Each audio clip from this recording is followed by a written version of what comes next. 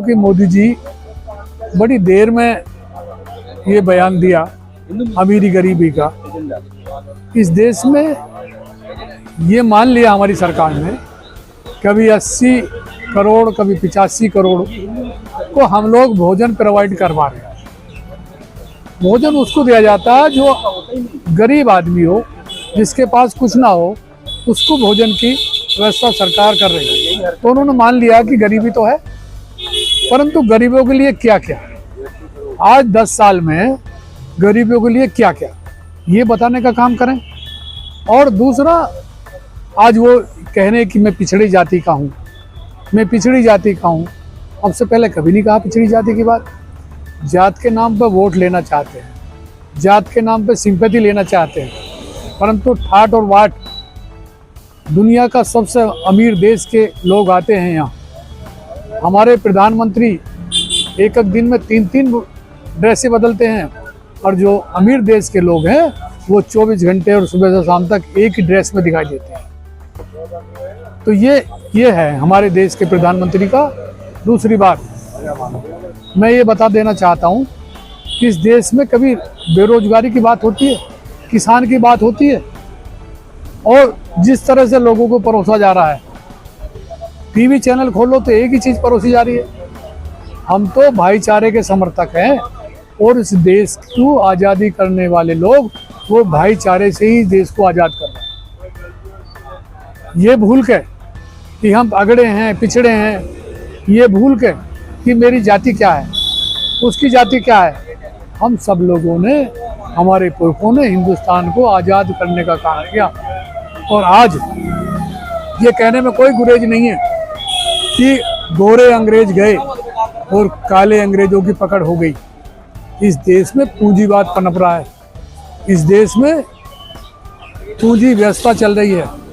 गरीबों की कोई नहीं सुन रहा। गरीबों के कल्याण के बारे में योजना की बात होनी चाहिए, बेरोजगारी कैसे दूर है इस पर बात होनी चाहिए, किसान कैसे मजबूत हो इसमें बात होनी चाहिए, कानून व्यवस्था कैसी हो उसके बारे में बात होनी चाहिए। परंतु हो क्या रहा है कि मंदिर के नाम पे वोट मांगनी है, कभी मस्जिद के नाम पे वोट मांगनी है, कभी लोगों में जातिवाद फैलाकर वोट मांगनी है। 90 साल बाद आज जाति जनगणना की बात चल रही है। क्या ये पूछने का हक भी नहीं है कि भाई हम कितने हैं, कि हमारी जाति कितनी है। यहाँ 4% जाति के लोग, अभी आ रहा था कि पीएमओ में देखिए जो आरक्षण कहाँ है पीएमओ में, एसटी और एससी कितने परसेंट है पीएमओ में, कितने जुडिशरी में, कितने सेक्रेटरीट में। क्या उनमें पढ़े लिखे काबिल लोग नहीं हैं? परंतु नहीं, एक बैल की दाएं चलेगी, वो चल रही है, और आज से नहीं बहुत दिनों से चल रही है। एक ही वर्ग के लोग शासन कर रहे हैं। कितना असर पड़ेगा इस बयान से, कुछ लगता है? निश्चित तौर पर सरकार को ये लग रहा है कि अब तुम्हारे जाने के दिन आ गए। देखिए, अमीर और गरीब आज ही नहीं, आज से पहले भी रहे, लेकिन अंतर ये है कि गरीबों की संख्या जिस कदर बढ़ी है उसके सापेक्ष अमीरों की संख्या भी बहुत बढ़ रही है, और चंद सालों और महीनों में लोगों ने अथाह संपत्ति जोड़ ली। ये कैसे जुड़ जाती है?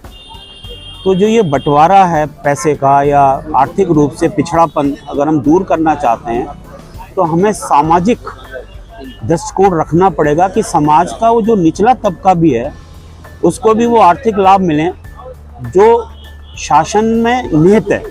शासन का मतलब ये नहीं है कि सिर्फ हम शासन ही करना है, हमें निचले तबके का भी ध्यान रखते हुए अपनी नीतियों का निर्धारण करना होगा।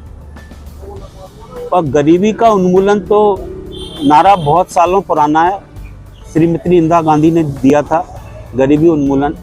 आज उस नारे को दिए हुए 50 साल हो गए, लेकिन गरीबी का उन्मूलन तो अभी भी नहीं हुआ, क्योंकि हमें आज भी आर्थिक मदद देनी पड़ रही है किसी न किसी रूप में, कभी किसान निधि में, कभी विधवा पेंशन में, कभी सीनियर सिटीजन के रूप में भी अब पेंशन शुरू है। तो जितनी हम पेंशन और ये सब दे रहे हैं, इसकी जगह अगर हमारी नीतियाँ ऐसी रही होती कि वो सबल हो गए होते, और 80% 70% जनता जहाँ की किसान है, किसानी जिसका पेशा है, तो वो खेती खलिहान से जुड़ा हुआ है, और आज खलिहान में पैदा हुए अनाज की जो कीमत है वो बहुत कम है लागत के सापेक्ष, क्योंकि अगर कोई भी व्यक्ति जो खेती कर रहा है अपनी अगर पर डे अगर अपनी इनकम जो अपनी मजदूरी भी जोड़ ले तो शायद उसको कुछ भी प्राप्त नहीं हो रहा।